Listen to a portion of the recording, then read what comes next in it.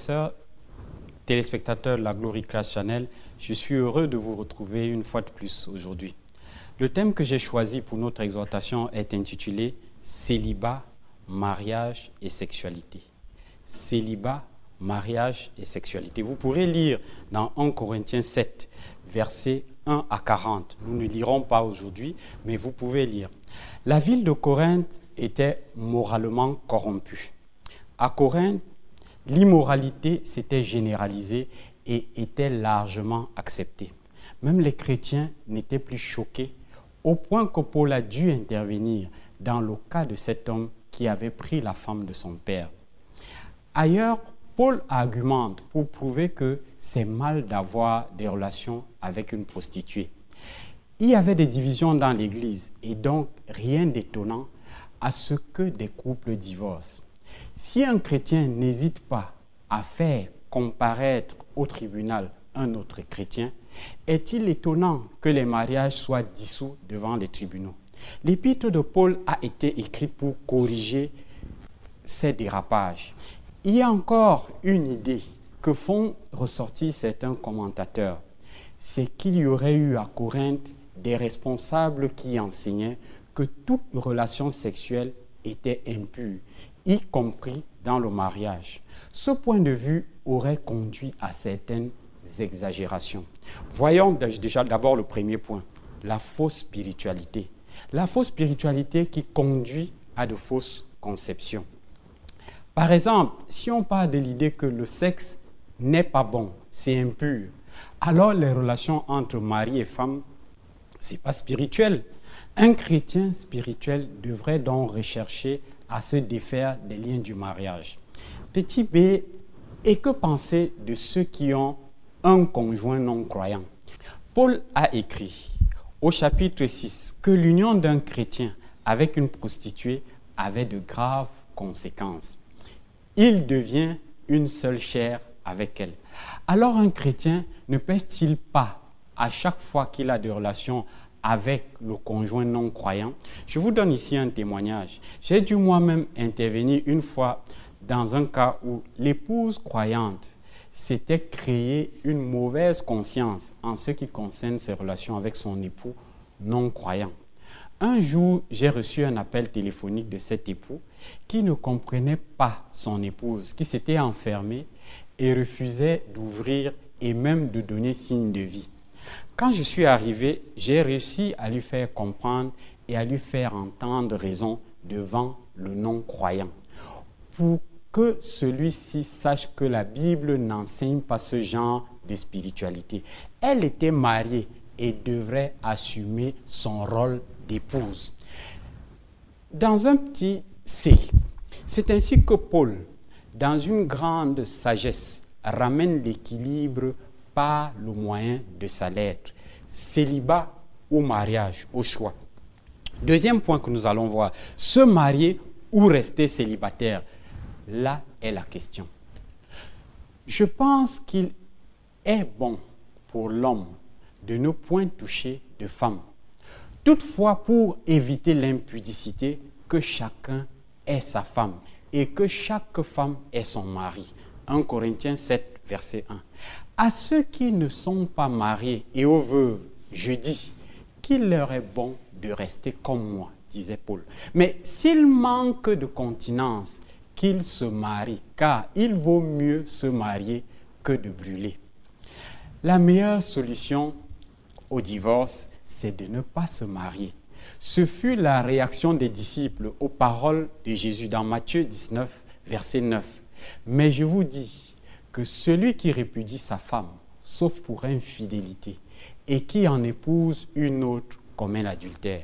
Ses disciples lui dirent, si telle est la condition de l'homme à l'égard de la femme, il n'est pas avantageux de se marier. Il leur répondit, tous ne comprennent pas cette parole, mais seulement ceux à qui cela est donné. Car il y a eu des eunuques qui le sont dès le ventre de leur mère. Il y en a qui le sont devenus par les hommes. Et il y en a qui se sont rendus tels eux-mêmes à cause du royaume des cieux. Que celui qui peut comprendre, comprenne.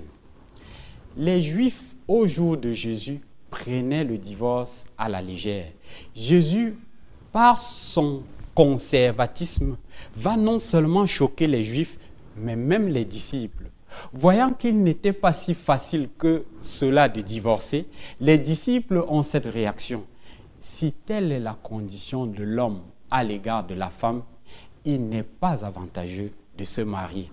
Devant cette réflexion de ses disciples, Jésus ne les contredit pas. Au contraire, il les encourage dans cette idée. Mais notre Seigneur a soin de dire que tous ne comprendront pas cette parole, alors que d'autres vont se les appliquer. Certains sont nés uniques. Pour eux, il n'y a pas d'alternative. Il n'y aura pas de vie sexuelle, donc mariage impossible. D'autres sont devenus uniques, ayant subi la castration par la main des hommes. Mutilation infligée sans doute contre leur gré. Ils ne connaîtront jamais les joies du mariage.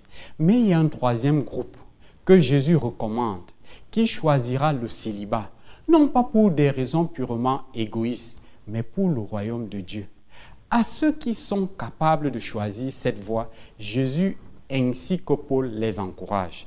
Troisième point, ainsi on peut se marier ou ce qui est mieux, rester célibataire. Mais ça dépend. Si le célibat est recommandé, sans qu'il y ait contradiction, Paul recommande aux jeunes veuves de se marier. 1 Timothée 5, verset 11. Ma Bible dit, « Mais refuse les jeunes veuves, car lorsque la volupté les détache du Christ, elles veulent se marier et se rendent coupables en ce qu'elles violent leur premier engagement.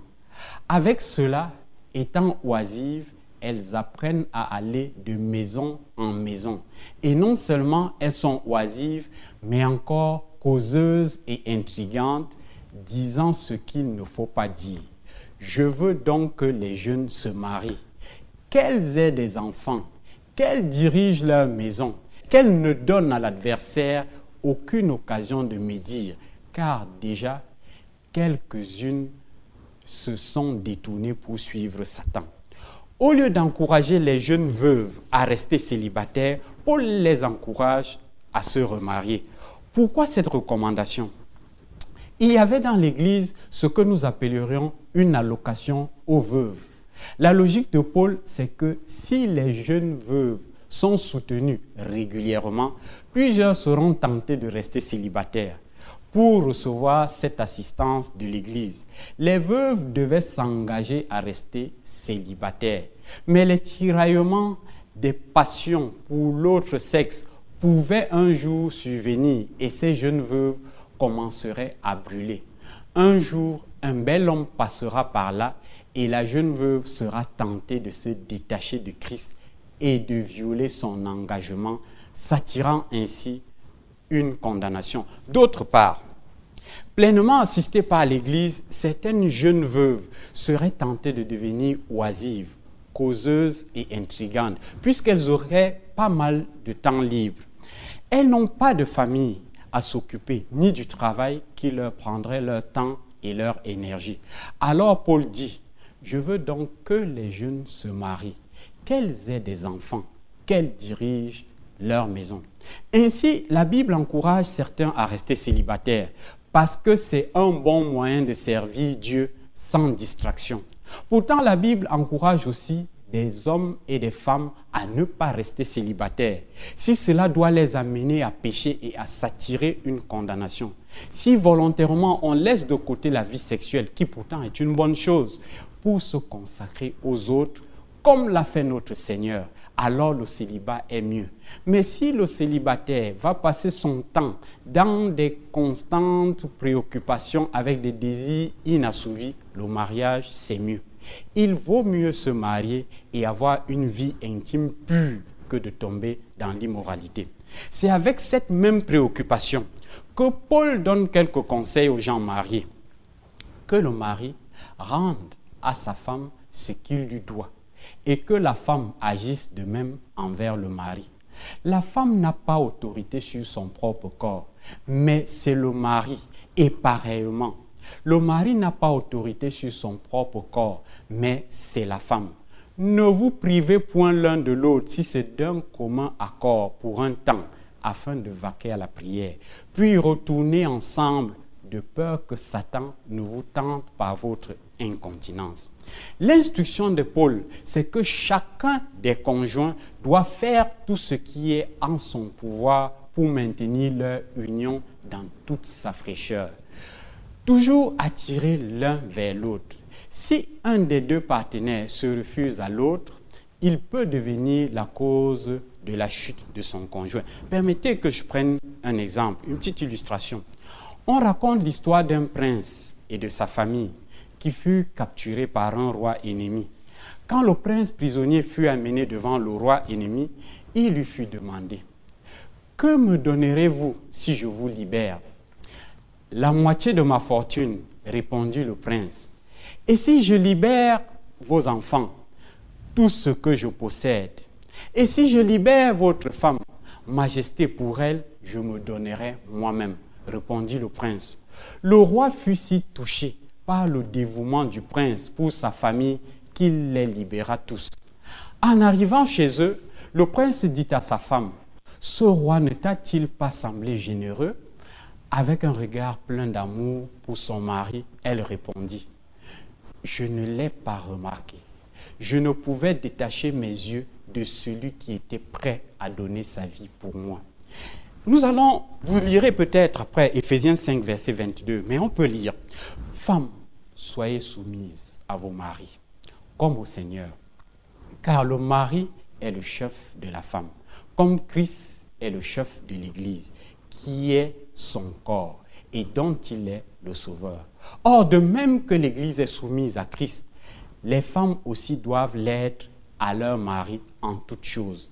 Marie, aimez vos femmes comme Christ a aimé l'Église et s'est livré lui-même pour elle. » Nous allons encore prendre une autre illustration. Bob Simmons, c'est un entraîneur de football américain. Il était très malade. Il avait besoin d'une transplantation rénale. Il a attendu 2 transplantations sans succès. En novembre 1997, sa femme Linda demandait à Dieu et elle fut dirigée. Elle fut dirigée quand elle eut l'idée de donner elle-même un de ses reins qui était compatible. Bob refusa car il savait qu'il y avait des risques. Mais Linda insista tellement que finalement, il accepta. Le 10 mars 1998, l'opération eut lieu. Quand Bob racontait à son équipe le sacrifice de Linda, qui a mis des mois à se remettre de son opération, il ne pouvait s'empêcher d'avoir les larmes aux yeux. Chers frères et sœurs, chers téléspectateurs de la Glory Christ Channel, aimez vos femmes. Chères sœurs, aimez vos maris. Chers frères, aimez vos femmes et que le Seigneur vous bénisse. Si vous avez aimé cet enseignement, si vous voulez en connaître davantage, si vous voulez nous découvrir, nous vous invitons à la chapelle de la gloire de Christ. Nous sommes au quartier Mvogada, Carrefour Isakam. Soyez bénis.